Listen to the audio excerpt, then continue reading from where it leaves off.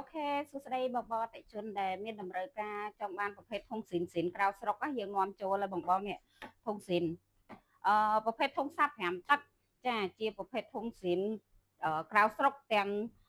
ធុងទាំងរ៉ាក់តែម្ដងសេរីនេះវាមានជាប់កេះរ៉ាក់មកស្រាប់តែម្ដងបងចាសេរីនេះអាចលេងលក្ខណៈគ្រួសារក៏បានឬក៏បងយកទៅលេងលក្ខណៈ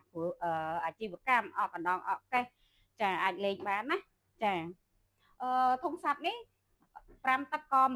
125ចាជាមួយនឹងធុងឡាញរ៉េ4ទឹកក75អីក្រួយ750ចាជាប្រភេទធុងស៊ីនក្រៅស្រុកដូចគ្នាចាមួយឈុតនេះធានាសលេងអែមតែម្ដងជូនមកបងចាអូនចូលមកចិត្តមកមើលទឹកថ្នាំបន្តិចណាចាទឹកថ្នាំអែមចាទឹកថ្នាំអែមមែនតើចាជាមួយធុងឡាញរ៉េយើងទៀតកាន់តែអែមទៀតបងចាសំលេងចេញច្បាស់ចេញពីរោះតែម្ដង